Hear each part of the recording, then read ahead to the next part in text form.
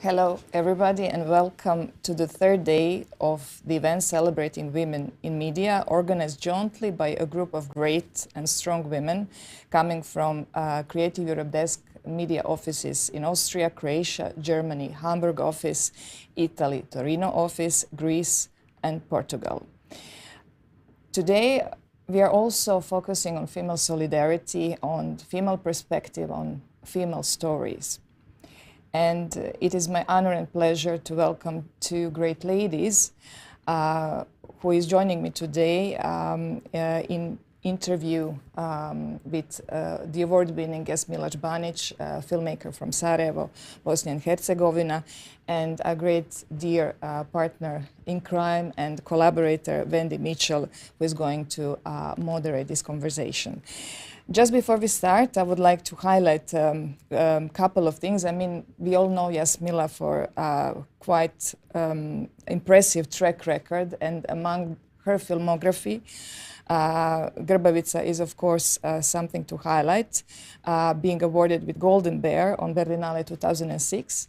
But today we are here because of a great success story with the film Quo Vadis, Aida, winning 3 European Film Awards 2021, being Oscar nominated, but also this year nominated for the Lux Audience Award Prize. Welcome, Jasmila. And our dear Wendy Mitchell is a journalist, moderator, and film festival consultant, and she does have a lot of hats, and she's really amazing in whatever she does, and especially bringing the best from great, not only women, but participants in her conversations. So I also welcome Wendy to be with us today. Allow me, since the focus is on female solidarity, I like to share, Jasmila, your quote. And it really touched me and inspired me deeply. So don't mind that I'm going to read it today before we start the talk with you. And it goes like this. Jasmila said, "I hope Quo Vadis Aida will encourage more female solidarity, female stories, female perspective in film, politics, and life. Films are powerful force that can make us become and be more compassionate, more understanding, and more capable to grasp the complexity of life. We have the responsibility to give our audience the truth." So, dear audience, I invite you to join this talk. You are allowed today to also ask questions, so feel free to do so. And please, before we continue, I would like to announce also the trailer of Quo Vadis Aida. Enjoy.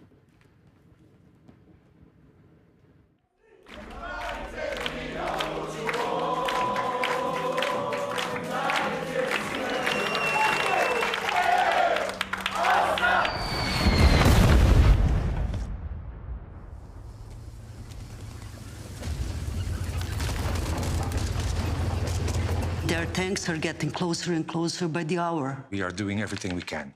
Aircraft are on standby and ready to launch an attack on all positions held by the Republika Srpska army. What will happen if the planes don't come?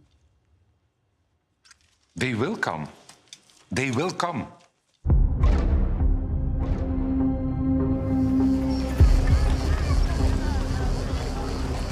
Ljudi, baza je puna. Niko više ne može ući u bazu.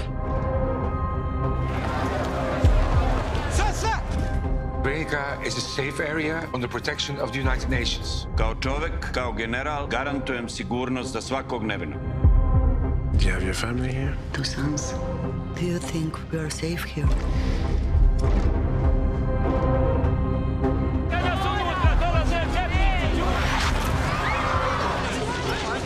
The Serbs are inside the base fully armed. What? Get uniform. Mi smo civili. Pa s kim ratujemo 4 godine, jebem vam majku vam jebem. Sve civili. Preživjeli 3,5 godine rata, preživjet ćemo i ovo. Šta će biti s nama? Ne znam. Ja ako ostanem ovdje umrijet ću, ja moram bježati odavde. Vesme, možeš mu povesti moje sinove iz baze? Aida ubiće i Srbija koji nađu. Ubiće i mene. Samo bez panike i propustite malu djecu i žene. Muškarci, nadamo se. Hajde, odmah. Ljudi idu tamo gdje je bezbir. They're killing people outside. Dogovor je bio. I don't know where my family is. Svidio moje. Tarik, svidio moje.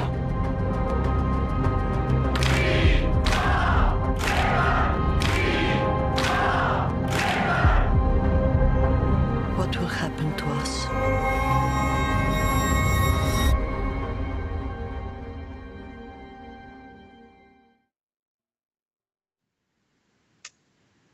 Wow. That trailer is so powerful. This film is so powerful. Thank you, Martina, for organizing this conversation with your colleagues and letting me have the privilege of talking to Jasmila Žbanić. I just think Quo Vadis Aida is a masterpiece, not just a masterpiece of female-centric film, just a masterpiece. And of course, sadly, it feels all the more relevant today with what's going on in Ukraine. And we'll talk about that in a bit. So I'm going to start asking Jasmila some questions, but we do welcome your questions in the audience, as Martina said, so please. And for those who aren't familiar with all of Jasmila's career, her films also include Quo Vadis, On the Path, For Those Who Can Tell No Tales, Love Island, and of course, Quo Vadis Aida. So, Jasmila, I would love to find out how it was when you were starting out in this industry. You know, it feels like a male-dominated society. Most of the world does, but, you know, especially in Bosnia, did it feel like that? Did it feel like as a woman you had to sort of fight extra hard to start making films?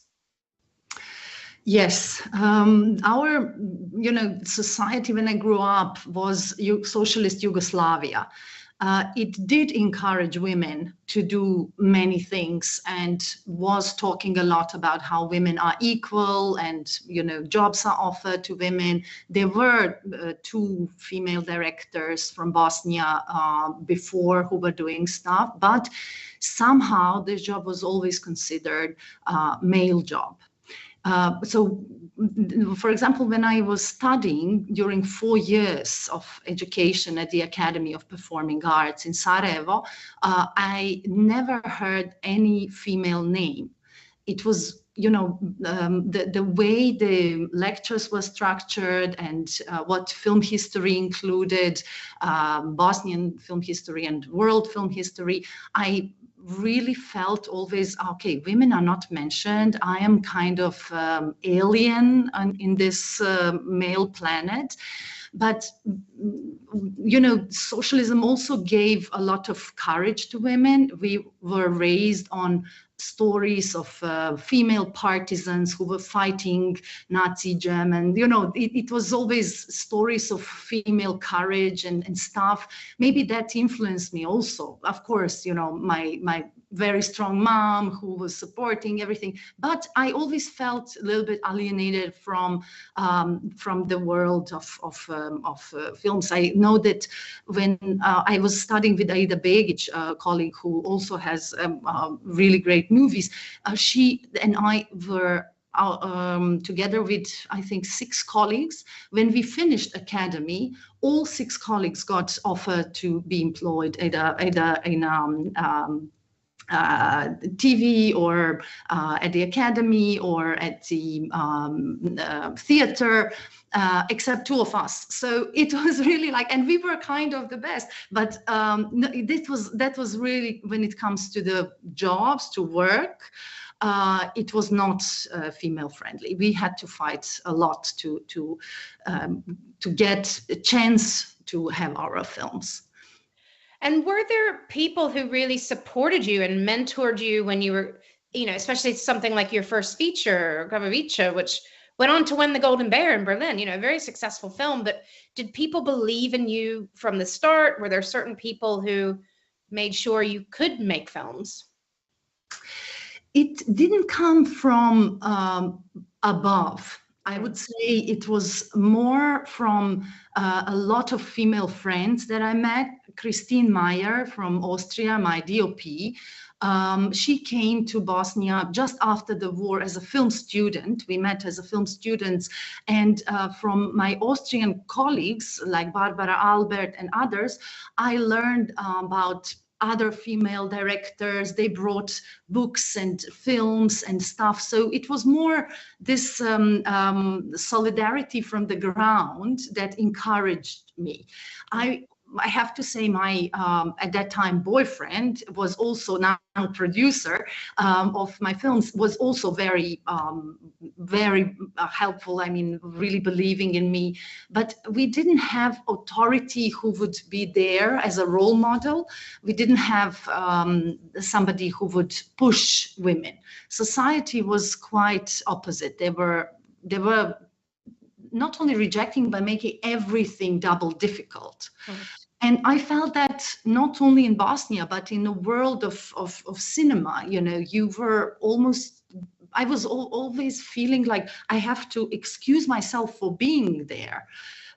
It was not welcoming atmosphere. You know, you would meet some important producers or important directors of festivals. And I remember one especially, you know, they were like, female directress, and then they would go to the bunch of men. You felt this. And I must say the situation changed from beginning when I started until now. It is really changed. The atmosphere, you don't feel like you are invited to the party.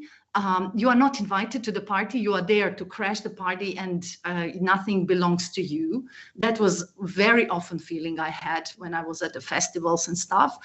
Of course, not all, like Berlinale was incredible in accepting. Grbavica, my first feature film, that was already a big change. But before, it was very, very weird. And yeah, I mean, today we talk about it a lot, and I'm encouraged by the fact that we are making headlines. And, you know, this is International Women's Day was a few days ago, and we've got this great series of talks this week by these Creative Europe media desks. Does it feel like we've actually reached equality, though, or is there a lot of talk about equality? There's an openness to women, but maybe women aren't still getting the bigger budgets, for instance. You know, what else do you think needs to come next? I think awareness of success of female films and the chances women are given, which are really used very well, because we see that there are also big budget films with women who are very successful, art films that are really successful. Because we put it in a conversation, people become more aware. And I know that, you know, the big producers are now thinking, okay, I have 6 male, I have to have women as well. Before, it was not the case. They didn't even think that way. So that helps, and that proves in many statistics as something which is working. It's still not there yet, because people are still thinking, oh, I have to have some women, you know, but it's not natural totally. It's a little bit forced, but that's a way to go. It's really way to go. And, you know, we're here at these talks organized by Creative Europe, these media desks at various countries. And thank you to this group for getting us together to talk about women in the industry. I was curious, how important has funding from media or Creative Europe been for your career and for some of your films? It was crucial. I have to say that without media support, I would not be able to make Quo Vadis, Aida. Because at that stage where I had an idea, I knew I have to travel to Netherlands. I have to talk to so many people. I have to spend years on trying to write the script, you know, to consult a lot of experts. It takes a lot of time. And with development money from media, that was possible. If it was not if it didn't exist, there was no way I would find it in my country or other countries, because nobody gives that kind of support where you can really focus.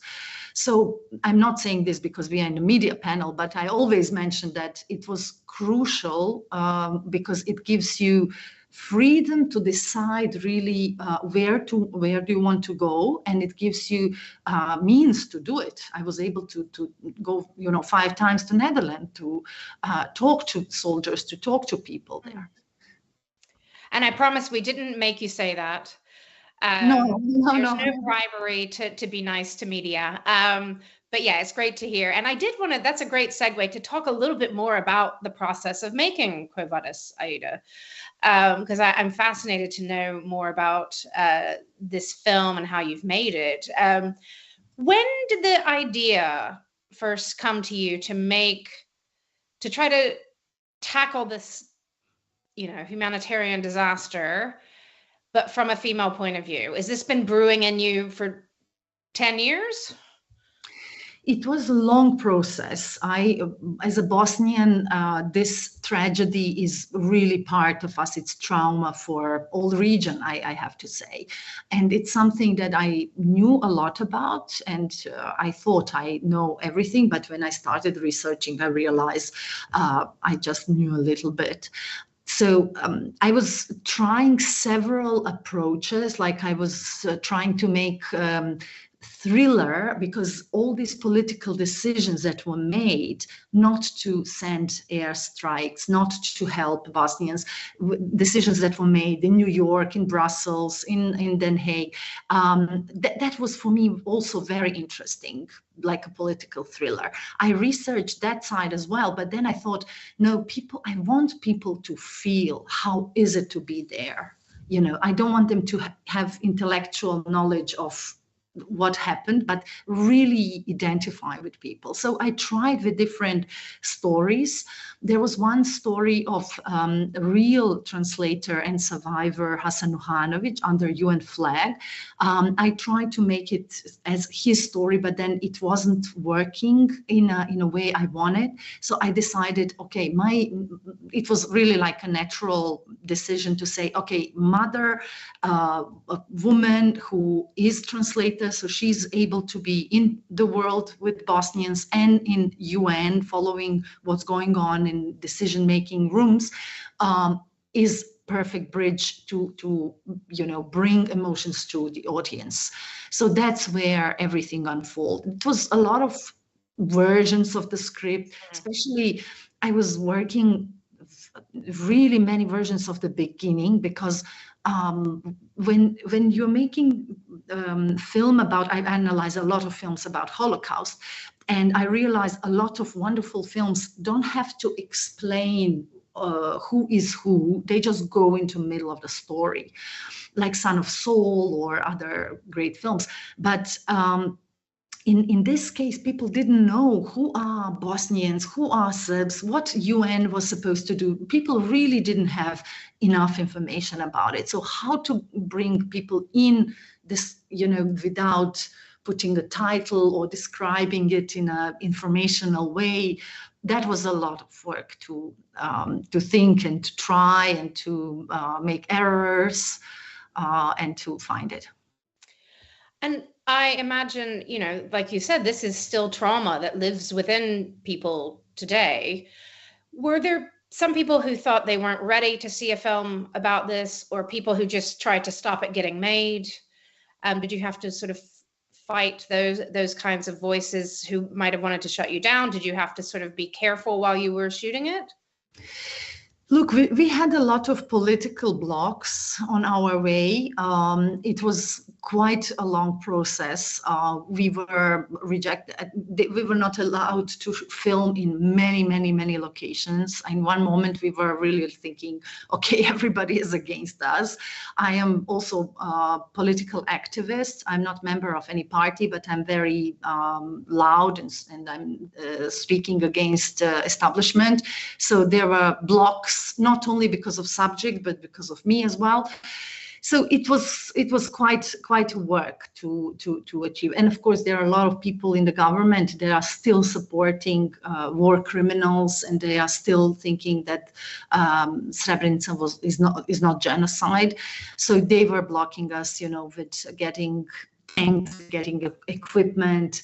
We are not film industry that has tanks in a studio. We have to rent from Ministry of Defense, and that was almost impossible task, but we managed at the end, which was really long process. This was it was film that a lot of people were afraid of. It's a still film that some people don't want to see it. Some people are already formed opinion without seeing it.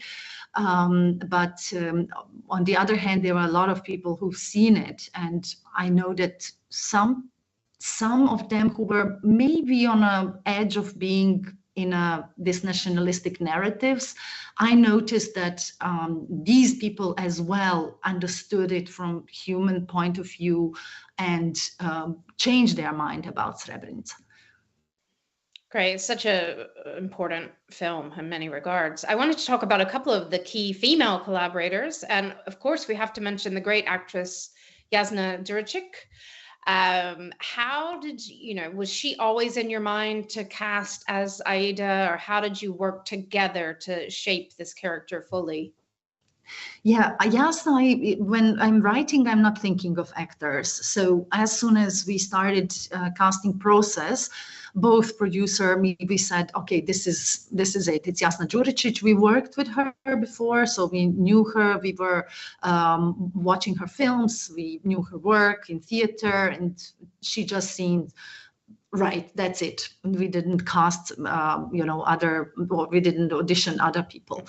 And I was really happy that she accepted the role, because it's very tough for her as a Serbian actress to talk about Srebrenica in this way, because Srebrenica is heavily denied by Serbian government. So it was very, very brave decision of Jasna to say yes. When I tell this, that she's brave, she says, no, I'm just, it's my job to, as an actress, to create characters that are important and that are important for our region, and we tell stories which are important. So this is her explanation. My explanation is that she's incredible artist, woman, and incredibly brave person. And amazing. The process of working, I am very lucky that actors in ex-Yugoslavia really dedicate a lot of time for preparations. That's something where you can never pay them enough or pay them at all for this long process of preparation that I like to do with actors. We had a lot of reading rehearsals a long time before the shooting. So I would film them, then I would listen to dialogue, see if something is not fitting, where the rhythm is not right. So they gave me opportunity to rewrite in a more truthful way. Also, we worked, because the filming was very hectic, in a sense we were not able to shoot in continuity at all. There were many actors who were really busy. We had them just for a few days on that day or this day, so it was absolutely unlogical schedule. So what we managed is to go through the whole film from beginning till the end during the rehearsals. So actors remember the stage of emotions and everything. And also we had time to really live, especially the family. Jasna Žbanić, Izudin Bajrović, Dino Bajrović, and Boris Ler. They lived like a family for some time in a sense that we went through whole rehearsals from the moment where characters meet, when they had baby, when the kids are going to school, school, we rehearsed all of that. So when they come to the set, they already had feeling of the family, and they were able to go, to work from that emotions, whatever was needed. It's a, amazing process to take the time to do that, but I think it really pays off that we do believe them as a family from the instant we see them on the screen. And another key collaborator is Christine Meyer from Austria, who's your cinematographer. And she was on this series of talks yesterday, and I loved hearing her talk about how she met you first when she stopped you in Sarajevo to ask you directions to the Film Academy. So that was great. And she really spoke quite eloquently about how you two sort of grew up, might be the wrong word, sort of learned together, evolved as creative talents together. So yeah, what would you say about how you started with this film? How did you start talking about the visual language that you wanted for this film, and with Christine, who's your close collaborator? Yeah, Christine and I, we are very close and we are friends. So when we are together, we are discussing films, and especially if we have already subject in mind, we start talking about it, watching films that are connected with it, reading books, long time before real process of preparation starts. So we really create this world without pressure of the production. It's more creating the world while we are eating, while we are going out, or this kind of it's a luxury to have this person next to me. And for the Quo Vadis Aida, we analyzed a lot of films which are war films, because it was my first and our first war film. Films before were dealing with war, but always it was aftermath. It was after war, without guns and stuff. So this was the first one, and we analyzed a lot. We noticed how, because they were mostly made by men, how these films, even if it's anti-war films, there is certain seduction by the spectacle of war. And maybe because I survived war in Bosnia, I never felt war spectacular. I always felt it's so banal, it's so unhuman. It doesn't bring anything which is erotical or fantastic or whatever. So this was our first decision, to make it, banal as possible. Not to glorify it, not to find pleasure of watching the war. And out of that decision, the decision that we will observe things from Aida's perspective, even if she's not in the shot, it's her emotion, how she sees the situation there. So like, we were not using cranes and drones and stuff. When we were meeting with technical people, they were like, you have so many extras, it's pity not to use drone over them. And we're like, no, this is not our perspective. We are not enjoying in this massive, it's a poor people. We have to feel they are suffering and not having pleasure of film shots over them. So this was kind of glasses that we established, and then we really rehearsed a lot, and with the chess figures on Christine's carpet, we analyzed movements of people, movements of tanks, movements of our characters. So we really went through each shot before the shooting. And once we had rehearsals with actors, of course that changes. And then once you have 500 extras, then you are faced with a completely new reality.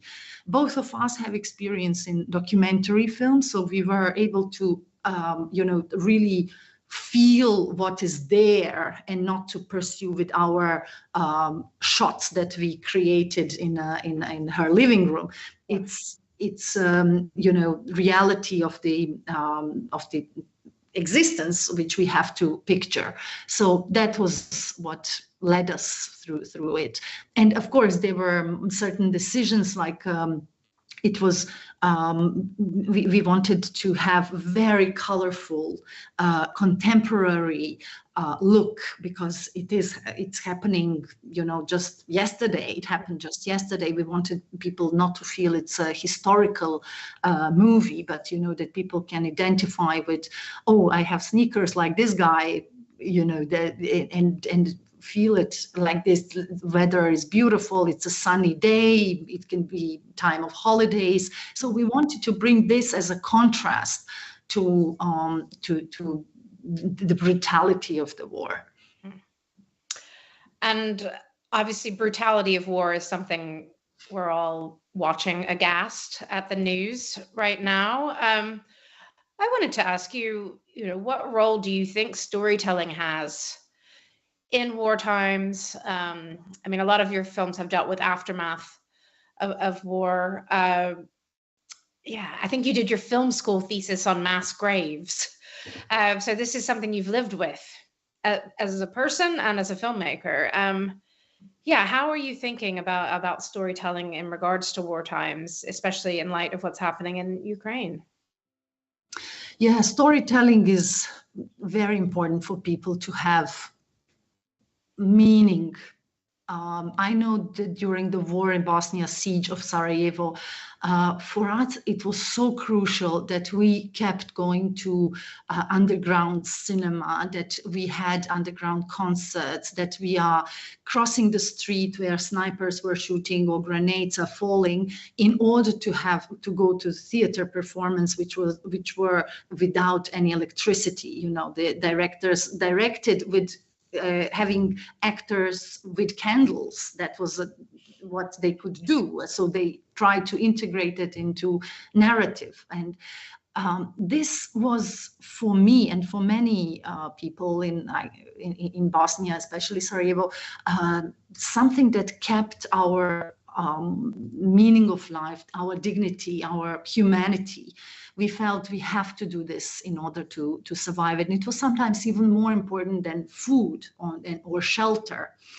So storytelling is very important. I am devastated with pictures of Ukraine, of people suffering for, this aggression from Russia is unbelievable. With the something I thought it's not possible in Europe in 21st century. I thought that Europe learned something from war in Yugoslavia. Unfortunately, it happened, and I'm just hoping that peace agreement will come as soon as possible, so that people stop suffering. This is too hard, really. And I heard that a lot of filmmakers are on the front line, and a lot of them are filming. I know how important it is that they keep on going with filming. I must say, Bosnians did film a lot, but I would say not enough. Most of our footage belongs to Associated Press or Reuters. So now if you want to have something from the war, like archive footage, you have to buy it from AP or Reuters, which is crazy. So people should own their own pictures. Yeah. But it's important to share what's going on in order for people to understand and to react as soon as possible that peace comes. Yeah. And I know this is a very complex topic, and we could probably talk for many hours about the gray zones in it as well. But how do you feel about that? A lot of festivals or awards have come out to say they're boycotting all Russian films until there is peace. How do you feel about that? Does that worry you that, some anti-Putin filmmakers could be silenced? Or do you think it's a necessary step to show Russia the world is not going to accept this? I can speak from my experience. The people who were during the war in Bosnia, there were people from the cultural world which were loudest talking against aggression of Serbia on Bosnia. And they were our biggest friends and biggest hope. I would feel really terrible that their films, like Goran Markovic films and some documentaries, were not heard. I think the opposition comes from art, culture, and I don't want to cut us from them. This I think it doesn't help, because they are cut already from Putin's, funds, and if we cut connections with them, they are completely isolated. Their voice will never be heard. So I'm afraid for those people. But of course, there is a lot of people who were propagandists. Like there were people in Serbia who were spreading propaganda for Milosevic through films. We have Emir Kusturica getting Golden Palm in the middle of the war. At that time, it didn't bother Cannes Film Festival that was spreading lies. But okay, maybe, this is a really discussion that should take place among filmmakers. I would love that we support Russian filmmakers who are opposition, who are talking against the war. We should not cut them from ourselves. And also, we have to understand as Europeans that this is not the first war where governments are bombing civilians. We had France bombing Libya, which was also sovereign countries, but we didn't exclude French filmmakers. So we have to understand, the context of everything, and then the stuff might look different. Thank you for talking through your position. It is so complicated, I know, but I appreciate hearing your thoughts. I was, in a happier note, so thrilled on the European Film Awards night to see Quo Vadis Aida win Best Film, Best Director, Best Actress. It just felt perfect to me. What did that mean to you, to get recognized by not just an awards body, your peers across Europe? No, I was so happy, and I'm so honored, really incredible. It means a lot. When coming from Bosnia, very often I feel like I'm excluded from many EU decisions, from traveling to other stuff. But in European Film Academy, there is equality of you are just filmmaker. And this is for me such a beautiful free territory where all our films matter and not our passports and our other stuff, or nationality or something. That I felt not only because it's my film, but just that there is an institution where it's really films that matter, that that people appreciate, and not counting how many Bosnians or Serbs are there. That was, for me, such a progressive and great. And of course, for our film, it's absolutely wonderful for Jasna Đuričić. I'm so happy, because she deserved it so much as an actress, and also as somebody who had such a hard time after the film. The media in Serbia were calling her traitor, and she didn't have easy year at all. So to be awarded in this way meant also that nobody can deny that she exists and this film exists. Indeed. We're starting to get some great questions in from the audience. So I'm going to start with a few of these. And one of them leads on perfectly from what you just said about Jasna. So the question is, how was your film received in Bosnia and also the neighboring countries? I mean, part of Bosnia with Serbian majority didn't want to show the film.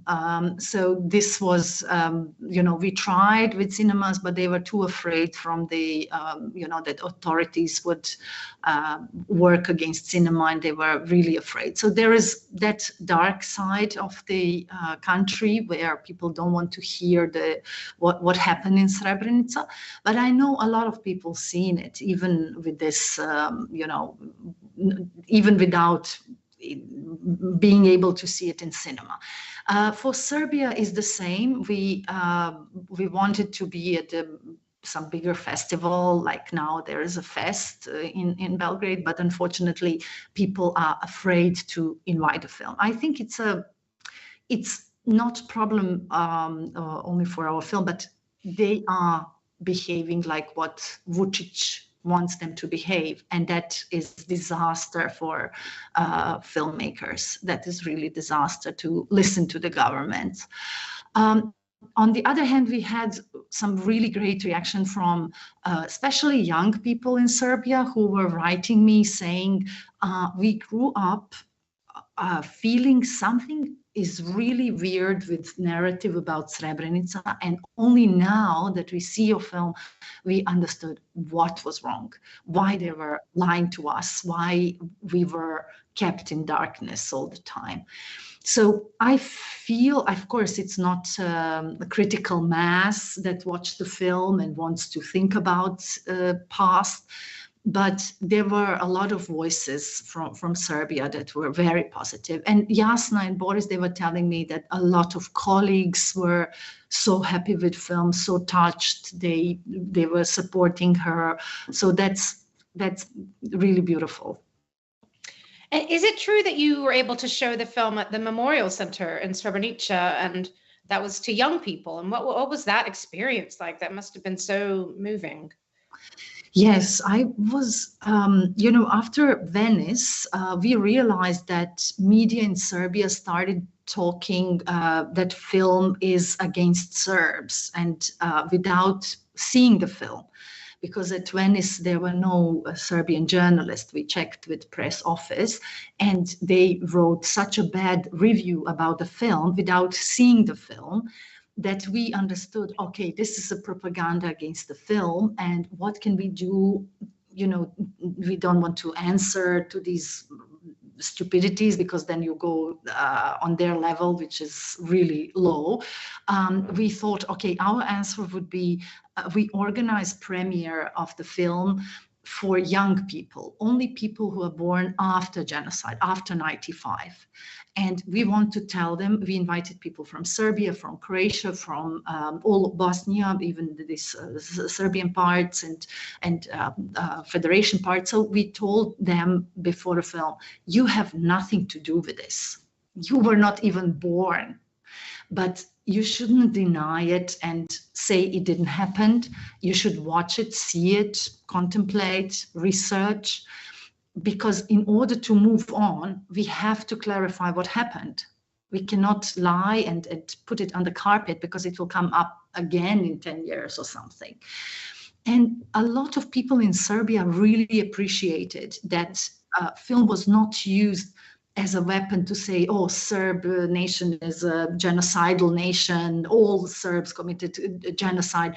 It's not true, because film is showing, okay, there are names of people who committed genocide, and they are in Den Haag. They are sentenced to the life imprisonment because of the genocide. It's not all population, and especially it's not people who are born after. They have nothing to do with this. And also for people who are coming from victim side, they should not be victimized because their parents went through it. They should also liberate themselves and emancipate themselves from this narrative. So a lot of people appreciated this kind of PR that we decided to do with the film, because it could slip very easily into, I purposely didn't want to invite any politician, any VIP, so that people don't say, okay, this film is for this political side or that political side. No, we just invited young people as our first screening, and then second screening was for victims, for survivors, for organizations of the mothers of Srebrenica, and of course it was very, very emotional. And it was, I think, a good decision to start there. I think that's really important. We've got another question, which is somebody's asking, what advice would you give to young women who are starting now in the film business? To be persistent and passionate. Luckily now they can ask a lot of women for advice and support, and I know many of us would love to help.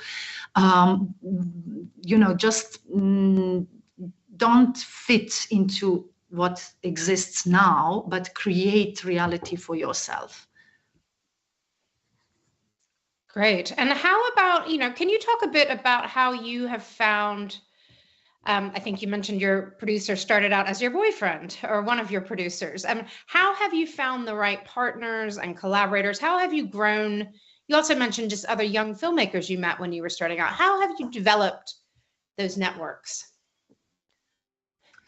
Yeah, so the story Christine mentioned, we met after the war.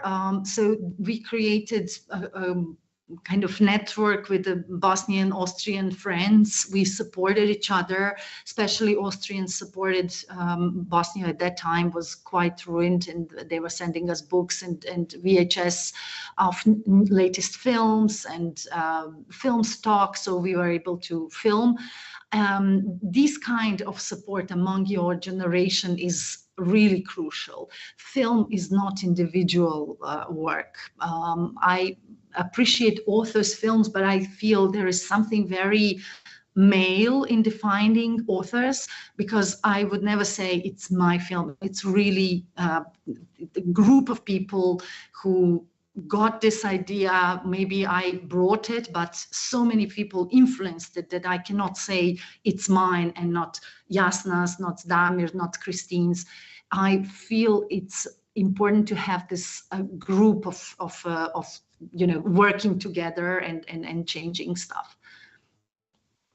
Yeah, thank you. It's a collaborative art form, isn't it? I'm curious, with Aida getting so much amazing attention, are you being approached to work, on bigger budget films, on European films and American films, or where do you feel like your career is now and moving forward? And do you want to keep working in Bosnia, of course? After pandemic, I thought if I go, because I always write my stuff and produce together with Damir, so we are. It takes a lot of time. But after pandemic, I thought I cannot go and be alone and isolated again. I want to be on a set as soon as possible, which is not possible if you are not dealing with other people's stories and other productions. So I thought, okay, this is a time to get agent. Before I was rejecting agencies. I thought I don't need it. I'm making my own stuff, and this is how it is. But I have agency now, CAA, who bring me a lot of material from all over the world, mostly US, of course. So that's when I thought, okay, I will try something different. I just finished one episode of The Last of Us HBO show of Craig Mason as a showrunner, and I really enjoyed it. It's very different system. I appreciate and I learned a lot from that system, but I also appreciate many things which we have in Europe. So it's great to see, from both sides what filmmaking is, what this process is, and this was great. So for me, it would be great to have both things. I must say this episode was high budget, the most expensive things I did until now. But when you are there on the set, of course, you feel very comfortable when you have everything you want. But film process is always coming from inside of you. That doesn't change. Do you think you might, for your own personal work that you're writing and directing and creating, do you think you might want to explore something episodic of your own, that you would write 6 episodes and go a bit further? Is that something you're thinking of? Yeah, there are certain stories where I'm thinking maybe it's better that they take more time, that they are in a episode form. I'm researching about that. And what about next? I know it's early days and you've just been working on this show in Canada with Craig Mazin, as you said. And I'm not asking you to reveal anything secret, but can you tell us anything about you're writing new films now, or do you have one that might go quicker than others, or do you write sort of 2 ideas at once? How does your process work with what's next? Yeah, so I have a few things where I, again, try not to write at the moment, but come to the scripts that are ready or almost ready to shoot. I would love to be on a set as soon as possible, but I'm also developing, so I'm talking to several producers and studios and stuff which I feel, though somebody else wrote it, are mine. It's very important that you feel, okay, this is what I want to say about this world, and this is what I feel it's really my cup of tea. So there are several negotiations on that side, but on the other hand, I'm also developing stuff, still not sitting down and writing it, because as I said, I need to be with people. I need to be on the set, surrounded by people, not again in isolated room. Yeah, I think a lot of people listening would share that thought after the past 2 years.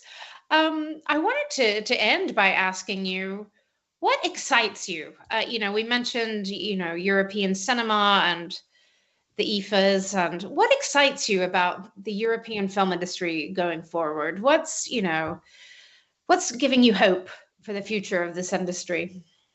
Yeah, I've watched a lot of films from European Film Academy, and I must say they are so great because they are free in their minds. They are not structured how the recipe goes, how somebody thinks success is made.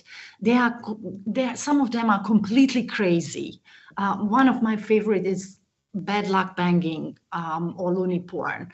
I mean, who on earth would give money for this film in US, for example? Nobody. So I'm so happy we live in Europe, which supports these films. They are so important, and authors have right to experiment, to be on the edge, to almost fall down from the cliff, and you are watching and okay, they will fall down. No, they won't.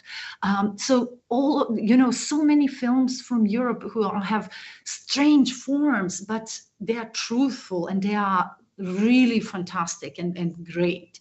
This is what I like, that we don't go into just one tunnel of let's make profit, let's entertain, which is also fine, but I think in Europe have less pressure, and I think that is great, and I hope it will stay with film funds, with media, with other stuff who allow people to explore, to go to unknown territory, and not to always repeat the same stories, because we need different narratives in such a complex time. We need different angles, different voices.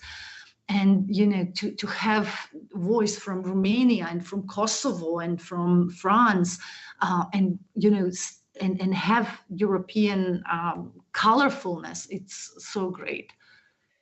I agree. Let's champion those independent voices who are taking risks and the people who are backing them. Thank you so much, Jasmila. It's just been fascinating to hear from you. You've been so generous with your time and your openness today. I wanted to really thank you for spending time with us. And thanks to all the Creative Europe media desks who brought us together today to celebrate women in film. Thank you. It's important to do that. Thank you to the audience who joined us and for your good questions. And a special thanks to Martina, who brought us together for this chat. And we're going to hand back over to Martina, but a big special thanks to Jasmila. Thank you so much.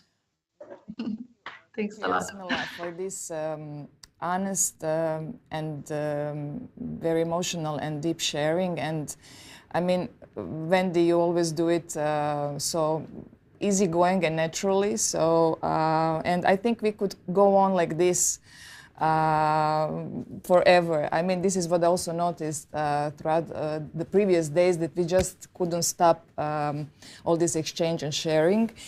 And if I may highlight also referring to the previous panel discussions, we managed to somehow create this safe space where we could really tackle all this sharing, solidarity and generosity. And it was really inspiring to hear all those personal stories. And there was a lot of mirroring each other's inner selves, a lot of acknowledgement, support. And I think we should not stop here. And there is a lot of work that it needs to be done, so that next time when we finally meet physically, I hope, because I must admit it's quite challenging to have these discussions and talks without feeling all of you in the same space. But I hope really next time that we will offer different and encouraging data in terms of the women being present in the European audiovisual sector. And there is a lot of work that it needs to be done, and we need to stick together. And I hope that also our audience was really much inspired and encouraged to watch your film, Quo Vadis, Aida, because it's going to be also offered within Lux Audience Award Prize voting, but with desks from territories from also tackling Bosnia, Croatia, Austria, Germany, Italy and Portugal. We are offering, starting tomorrow, free screenings of Quo Vadis, Aida, so check out the links and the instructions. And what else to say? But to stay and work together. I want to thank my dear ladies today, but also all those 12 women that participated and made this Celebrating Women in Media event happen. And above all, I would like to say a big thank you to my dear colleagues, strong women from Creative Europe Media Desks in Austria, Esther and Clara, Suzanne from Portugal, from Italy, Torino office. You're disturbing me a bit. Sorry, yes, we're pressing this. But let me just, Sylvia, Sarah and Francesca. Also from Germany, Hamburg office, Christiana, Lisa and Britta, Anna from Greece. And yes, there is a... Yes, so there is one more person to thank. Okay. Which is our great Martina, who put this all together. Thank you very much on behalf of your dear colleagues from all the desks. And also on behalf of all the wonderful women that you gathered this week, that you gave floor to.